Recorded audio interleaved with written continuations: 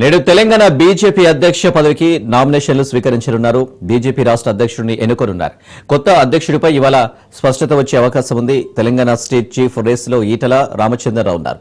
Telangana BJP రాష్ట్ర ఎన్నికల incharge ఎండల లక్ష్మీనారాయణ ఎన్నిక ప్రకటన విడుదల చేయగా తెలంగాణలో అధ్యక్షుడి ఎంపిక ఏకగ్రీవం కానుందని తెలుస్తోంది.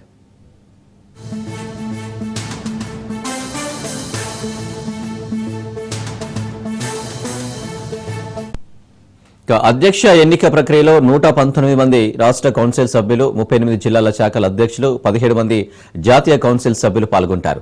రాష్ట్ర అధ్యక్షుడి ఎన్నికకు సంబంధించిన అంశంపై పార్టీ నాయకత్వం ఇప్పటికే సన్నాహక సమావేశం నిర్వహించింది. రంగారెడ్డి జిల్లా మన్నెగూడ సమీపంలోని ఓ కన్వెన్షన్ సెంటర్లో జరిగిన ఈ సమావేశంలో పార్టీ రాష్ట్ర ఇన్ఛార్జ్ అభయ్ పాటిల్, సంస్థాగత ఇన్ఛార్జ్ చంద్రశేఖర్ తివారీ తదితరులు పార్టీ రాష్ట్ర నాయకత్వానికి దిశానిర్దేశం చేశారు.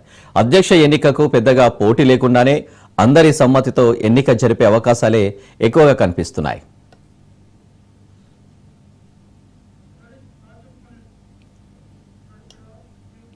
రైట్గా తెలంగాణ బీజేపీ అధ్యక్ష ఎంపికకు సంబంధించి మరిన్ని డీటెయిల్స్ రాజు అందిస్తారు. రాజు,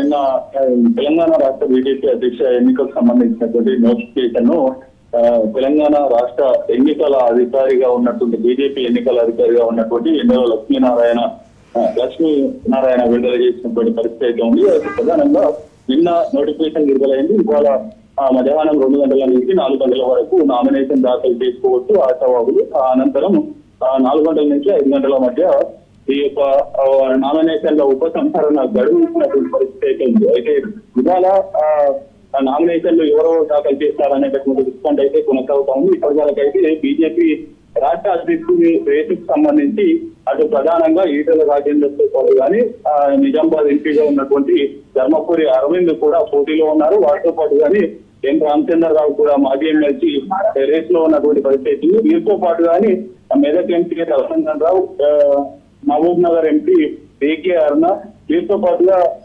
ఆదిలాబాద్ ఎమ్మెల్యేగా ఉన్నటువంటి అతన్ని బీజేపీ డిప్యూటీ ఫ్లోర్ లీడర్ గా ఉన్న పాల్ శంకర్ సైతం పోటీ ఆశిస్తున్నటువంటి పరిస్థితి ఉంది. బీజేపీ రాష్ట్ర అధ్యక్షుడు పదవిని ఆశిస్తున్నటువంటి పరిస్థితి ఉంది. ఈ నేపథ్యంలో ఎవరు నామినేషన్లు దాఖలు చేస్తారు.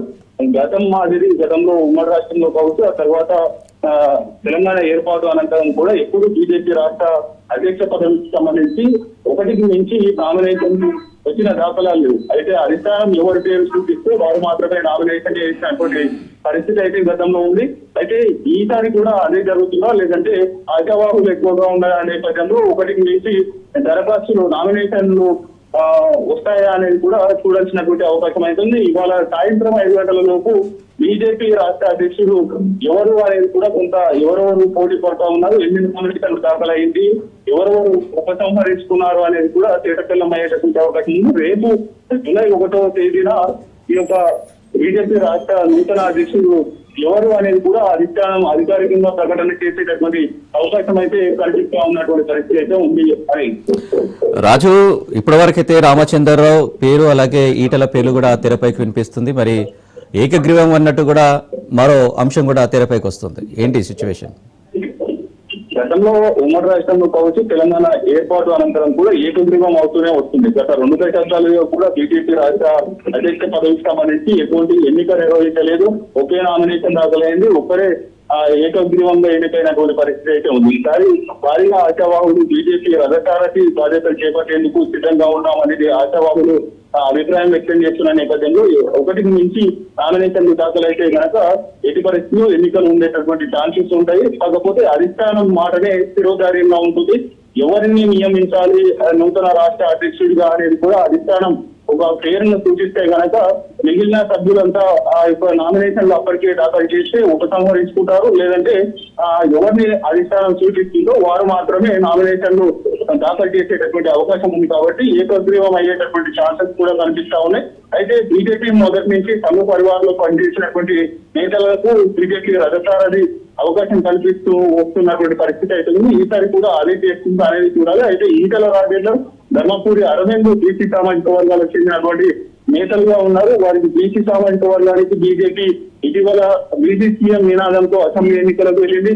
ఆ తర్వాత బీసీ నినాదంతో ముందుకు వెళ్తున్నటువంటి పరిస్థితి అయితే ఉంది కాబట్టి పూర్తి స్థాయిలో కూడా బీసీకి అవకాశం కల్పిస్తారనేటటువంటి చర్చ పెద్ద ఎత్తున జరిగింది. అయితే ఈటల రాజేందర్ కావచ్చు, అదేవిధంగా ధర్మపురి అరవింద్కు సంఘ పరివారంలో పనిచేసినటువంటి అనుభవం లేదు, వారు గతంలో పనిచేయలేదు. అయితే అటు రామచంద్రరావు సంఘ పరివారంలో పనిచేసినటువంటి నేతగా ఉన్నారు. అదేవిధంగా బీజేపీకి రాయలిస్ట్ గా ఉంటూ సుదీర్ఘ కాలంగా ఆయన పార్టీలో కొనసాగుతున్నటువంటి నేతగా ఉన్నారు.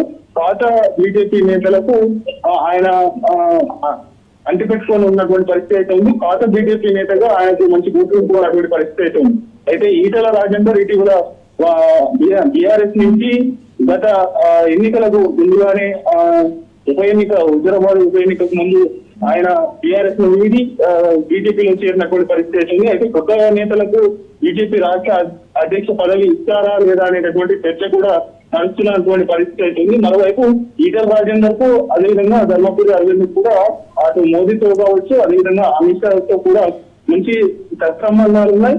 అయితే ఎవరి వైపు అధిష్టానం మొగ్గు చూపుతుంది అనేది కూడా ఇవాళ సాయంత్రం వరకు తేటతెల్లమయ్యేటటువంటి అవకాశం కనిపిస్తా ఉంది అనేది. Right Raju, thank you.